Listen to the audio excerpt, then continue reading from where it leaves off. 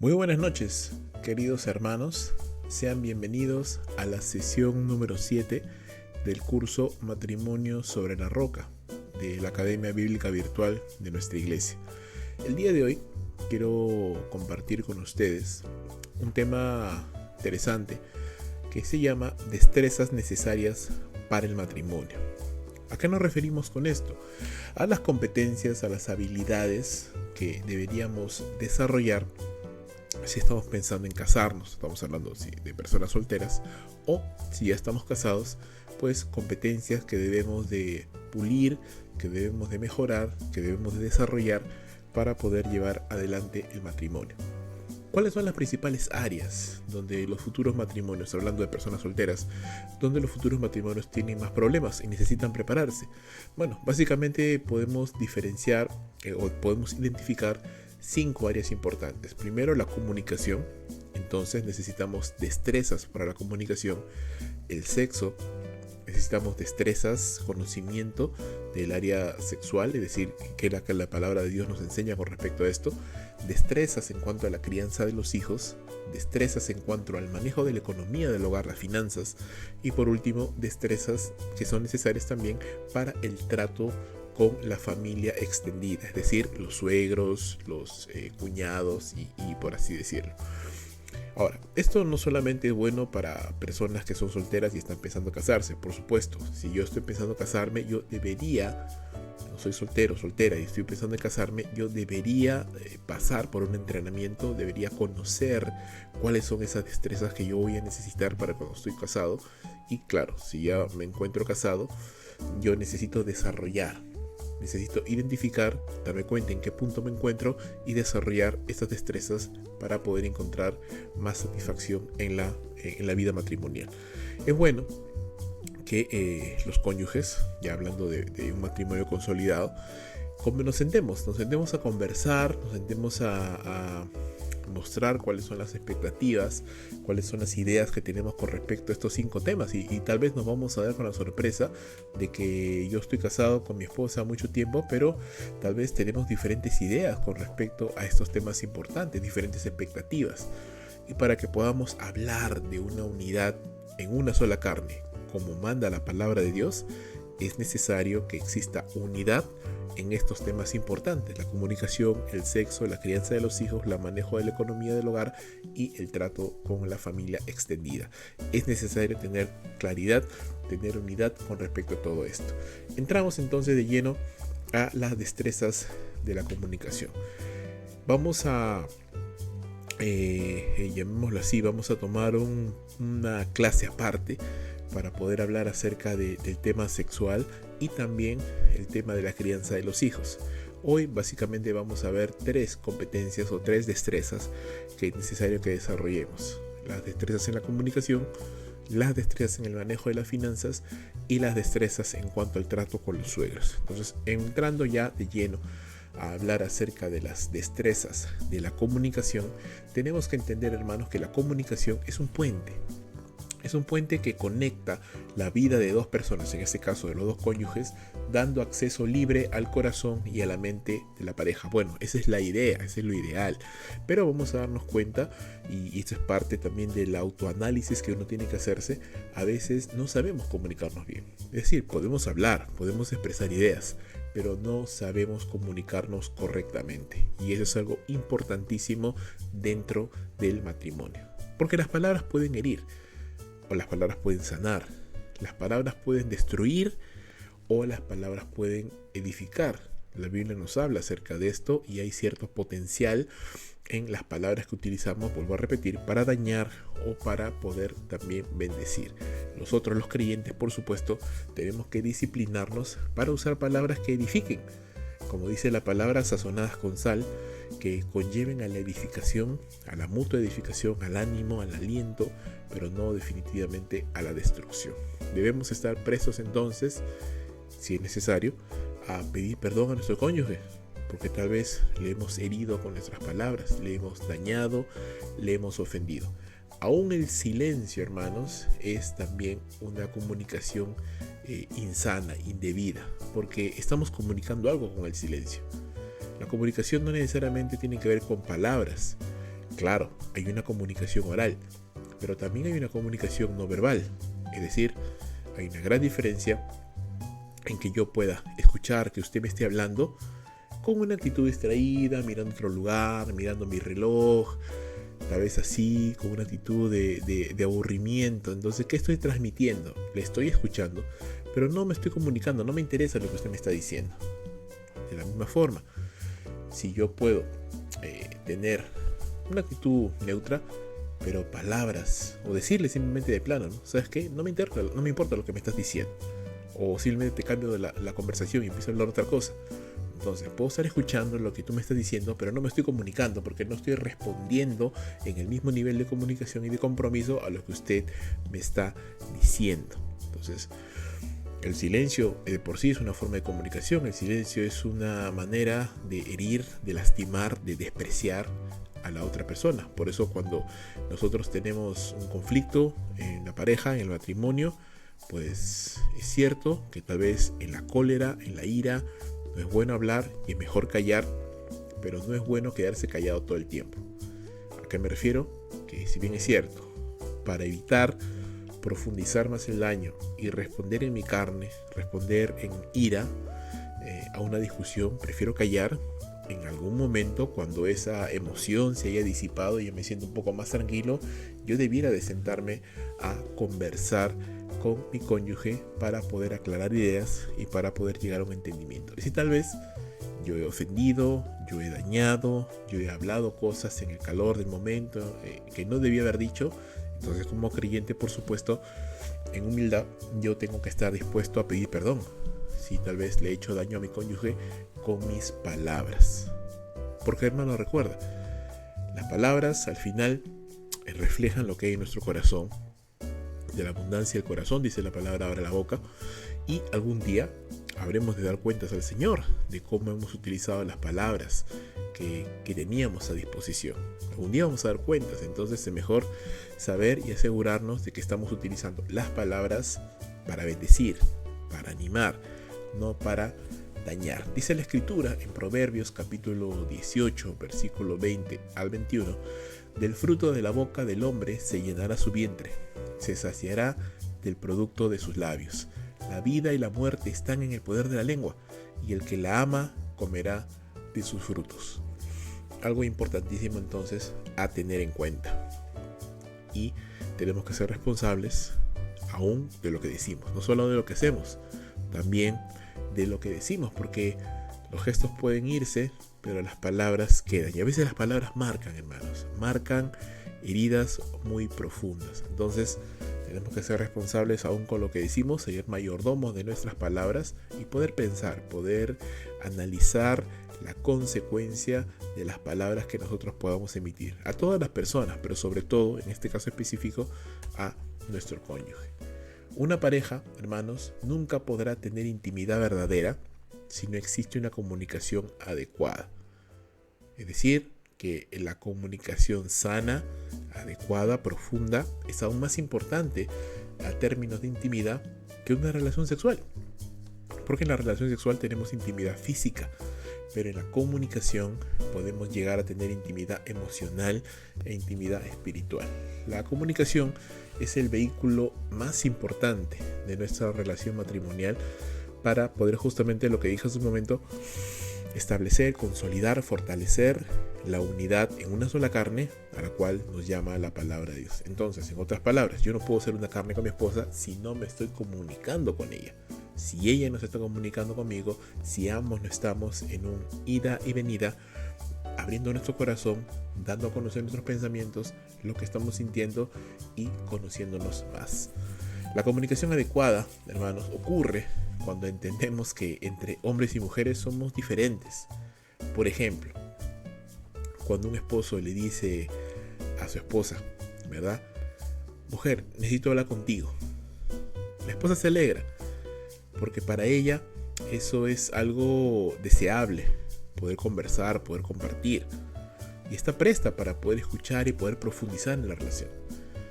Pero cuando el hombre normalmente dice quiero hablar contigo, es porque probablemente le va a pedir algo bastante específico, puntual, es decir, la comida está fría, o mañana hay que comprar esto, o, ¿sabes? Los niños no han terminado la tarea. Cuando sucede al revés y la esposa nos dice, amor, quiero hablar contigo, temblamos, porque decimos, ¿qué hice mal? ¿Qué sucedió? ¿Por qué se molestó? Porque sabemos ya que cuando la esposa quiere hablar y quiere explayarse, quiere conversar, y quiere compartir. Entonces, cuando no tenemos claro estas diferencias que no son sutiles, estas diferencias que existen entre hombre y mujer, no podemos comunicarnos adecuadamente, no podemos hacerlo adecuadamente. Cuando mi esposo me pregunta, ¿verdad? ¿Estás bien? Yo le digo, sí. Cuando yo le pregunto a mi esposa, ¿estás bien? Ella me puede responder de muchas maneras, con la misma palabra. Me puede decir sí, o me puede decir sí, o me puede decir sí. Y ya uno, conociendo a la esposa, sabe que aún la entonación de la voz significa algo, y que a veces las mujeres dicen una cosa que significa algo mucho más profundo. Los hombres somos un poquito más sencillos en ese sentido, más específicos, más puntuales. Y si yo pensara que voy a relacionarme con mi esposa, voy a comunicarme con mi esposa como si me comunicara con otro hombre, entonces no podría haber una correcta comunicación. Yo tengo que tener claro que muchas veces cuando mi esposa me dice sí, realmente me dice no, no estoy tan bien, o pregúntame más, o vamos a conversar acerca de esto, ¿verdad? Usted dirá, qué complicadas son las mujeres. No, hermanos, son diferentes simplemente. Somos diferentes. Cada uno en su diseño, cada uno como Dios los ha diseñado. Recuerda, Dios por diseño nos ha hecho a nosotros los varones más objetivos, más pragmáticos, más sencillos en ese sentido. No más simples, pero más sencillos, más pragmáticos. No nos hacemos de repente no hacemos tanta complejidad de esto. Somos un poquito más prácticos en ese sentido. Las damas, por diseño, son mucho más emocionales, necesitan poder expresar sus emociones, necesitan poder expresar sus sentimientos, necesitan poder dar a conocer lo que piensan, lo que sienten, y tenemos que tener en cuenta esas diferencias, porque al hacerlo suplimos las necesidades de nuestro cónyuge. Las palabras de un esposo, hermanos, moldean el ambiente del hogar y por ende el ánimo de su esposa. Si mis palabras son de aprobación hacia mi esposa, de ánimo, de aliento, de amor hacia ella, hacia mis hijos, entonces estoy moldeando un ambiente, un hogar bonito, un ambiente sano, saludable, donde se puede crecer, donde se puede ser vulnerable, auténtico y no hay problema. Pero si mis palabras son siempre de desaprobación, mis palabras son siempre de cansancio, de molestia, de frustración, entonces estoy modelando un ambiente donde o todo tiene que ser perfecto, o todo tiene que cuadrar conforme a lo que yo quiero, o entonces todo está mal. Estoy formando una esposa, unos hijos inseguros que están siempre tratando de agradar, o que se han rendido simplemente a que es imposible agradar al esposo. Entonces es muy importante las palabras que nosotros como esposos damos en nuestro hogar y cómo vamos modelando ese ambiente, ese espíritu, ese aire de nuestro hogar. El hombre es físicamente abierto, pero emocionalmente pudoroso, y con la mujer es al revés, ¿no? Le cuesta ya un poquito más ser abierta físicamente, pero emocionalmente es bastante abierta en el sentido de que quiere comunicarse, quiere hablar. Cuando nosotros los varones hablamos justamente acerca de esto, tenemos que enfrentarnos a esta situación de poder hablar. Es un poco complicado, nos sentimos más vulnerables y somos más reacios a hacerlo. No nos gusta tanto ser abiertos en ese sentido y ser vulnerables y mostrarnos tal cual somos. Nos cuesta más. Para las damas no es más fácil, es más fácil.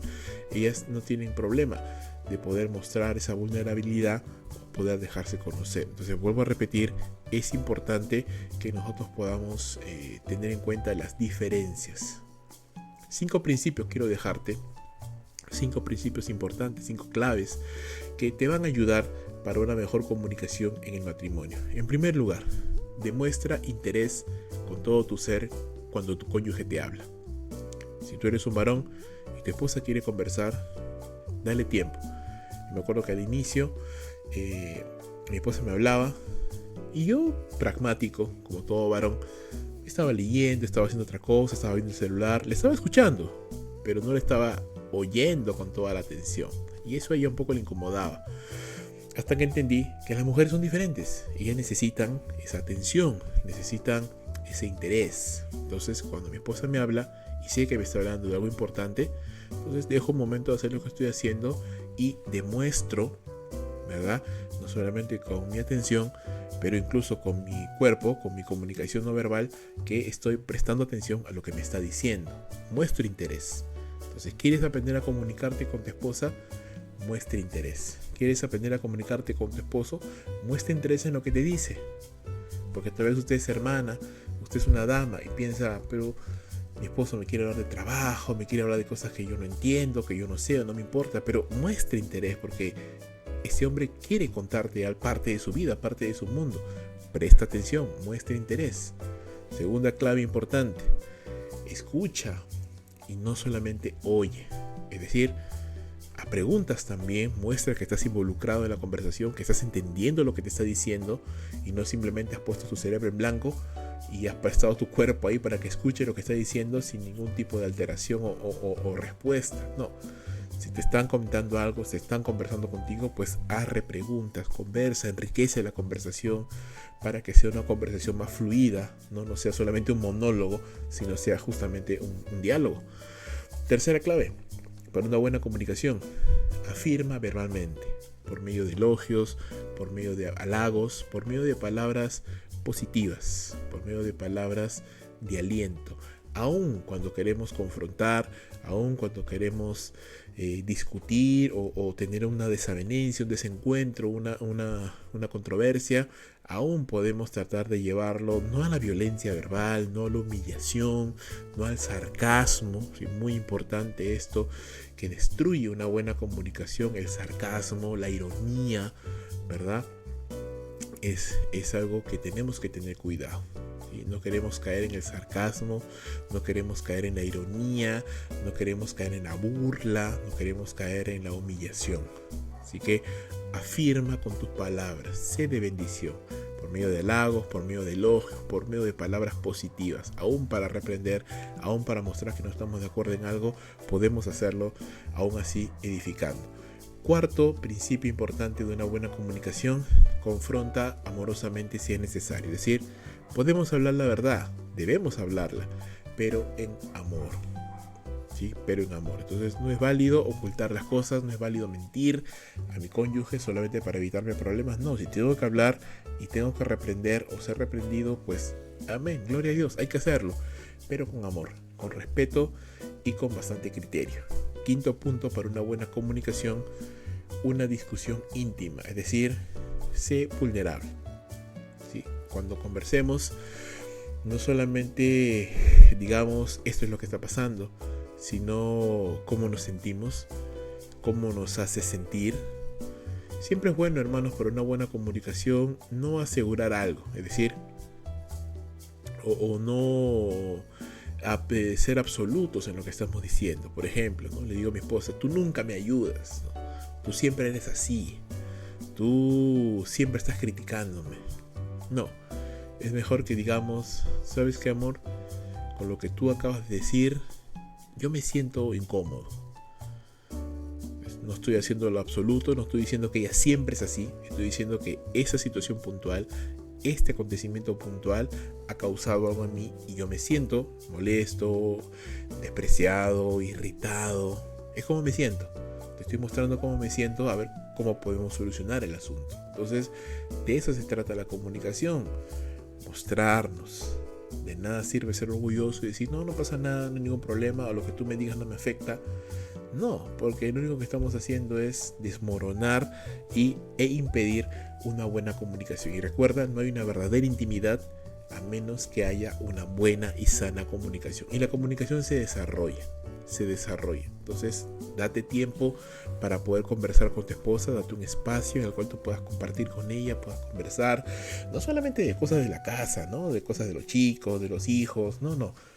cosas de cada uno, de cómo nos sentimos, de cómo estamos llevando este tiempo difícil, de cómo está nuestra comunión con Dios, qué nos está hablando el Señor, qué planes tenemos, qué metas, qué desafíos, cómo nos sentimos en cuanto al matrimonio, cómo nos sentimos en cuanto a los hijos, cómo nos sentimos en cuanto al trabajo.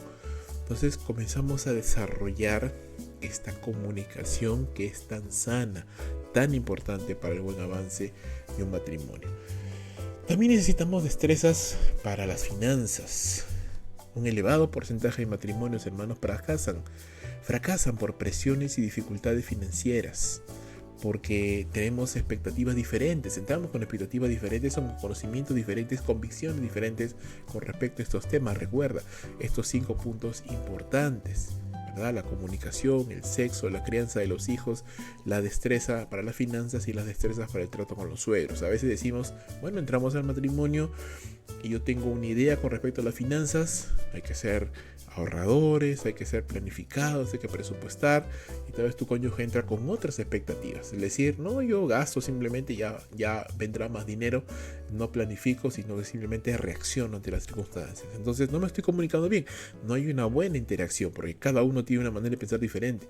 Por eso les decía al inicio, es importante que como matrimonio nos sentemos para poder conversar acerca de cuáles son nuestras ideas, nuestro conocimiento, nuestras convicciones y nuestras expectativas sobre estos 5 puntos, porque sobre estos 5 puntos tiene que haber unidad.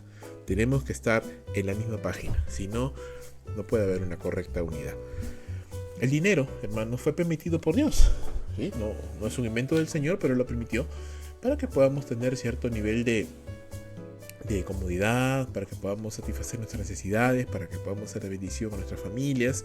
Sin embargo, para muchos matrimonios, el dinero, en vez de ser una bendición, se vuelve una maldición, justamente por nuestra poca disciplina, nuestro poco autocontrol. Nos dejamos llevar por el dinero y descuidamos las cosas que realmente son importantes, que es la familia, que es nuestra comunión con Dios, que es el trato con nuestros hijos.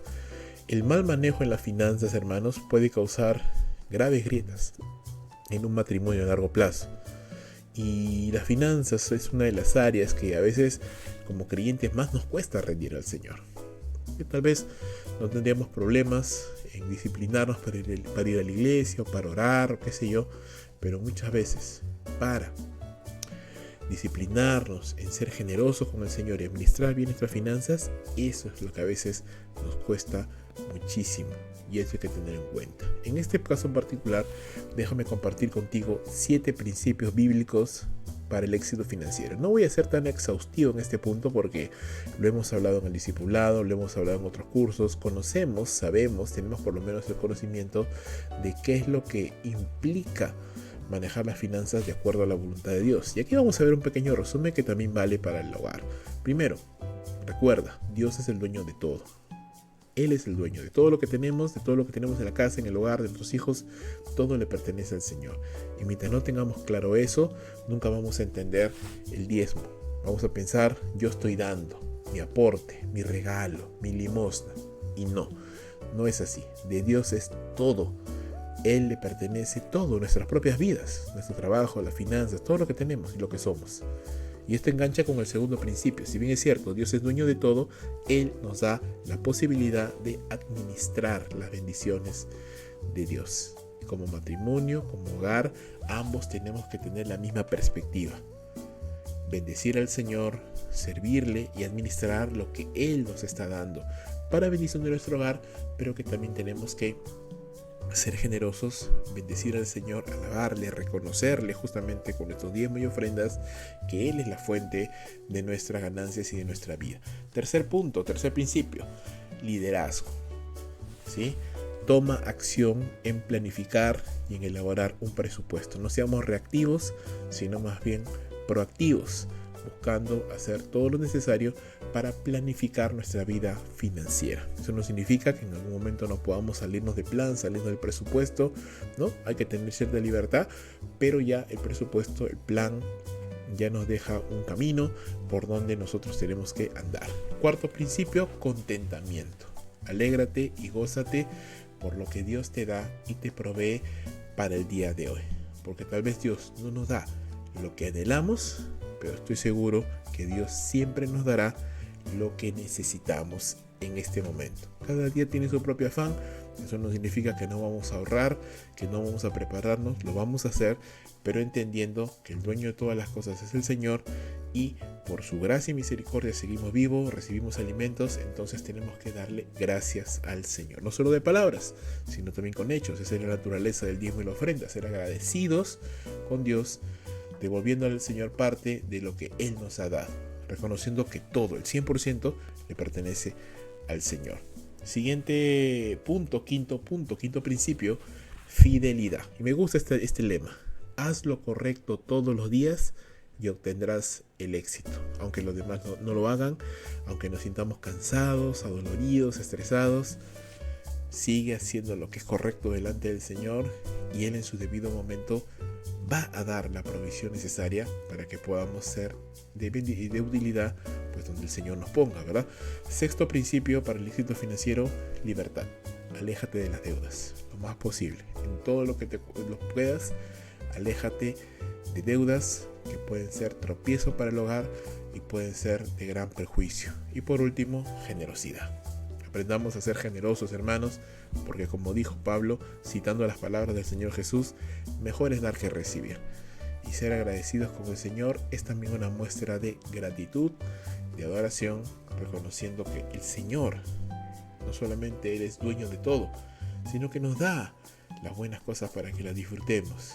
Y en gratitud devolvemos parte de lo que el Señor mismo nos ha dado, agradeciéndole y adorándole. Mira lo que dice la palabra del Señor, 1 Timoteo 6, 8 al 10. Así que, dice la Escritura, teniendo sustento y abrigo, estemos contentos con esto, porque los que quieren enriquecerse caen en tentación y lazo, y en muchas codicias necias y dañosas, que hunden a los hombres en destrucción y perdición.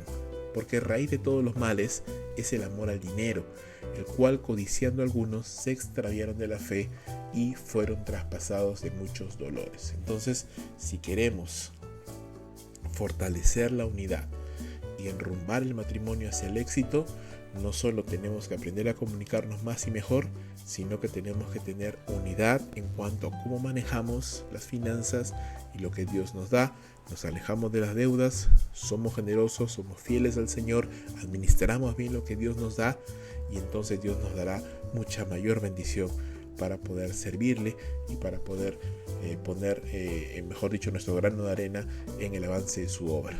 Por último, y tercera destreza que quiero compartir con ustedes el día de hoy es las destrezas para las relaciones con los suegros. Decían antes los antiguos que cuando nos casamos no solo nos casamos con la novia, ¿no?, sino con la familia de la novia. Y es cierto, cuando dos personas se unen en matrimonio, no solamente se unen esas dos personas, sino que de alguna manera hay un acercamiento de las familias de cada uno y cierto grado de convivencia. Entonces es parte también del diseño del Señor. Si bien es cierto, Génesis 2:24 dice que el hombre dejará a su padre y a su madre y se unirá a su mujer, eso no implica de ninguna forma que ese hombre ha roto completamente relación con su familia original. No, sigue teniendo una relación, sigue pudiendo visitar a sus padres, visitar a sus hermanos, conversar, compartir, pero obviamente las prioridades no son las mismas y eso te tiene que tener clarísimo. Un matrimonio será mejor cuando cuenta con la bendición de los padres de los cónyuges, ¿no? Y eso estamos hablando acerca de personas que todavía no se han casado y están pensando en casarse. Cásate, pero con la bendición de tus padres. Cuando empezamos sin la bendición de nuestros padres y la bendición de nuestras autoridades, entonces las cosas no empiezan bien y todo lo que empieza mal al final termina mal. Entonces busquemos siempre contar con la bendición de nuestros padres para poder llevar adelante el matrimonio.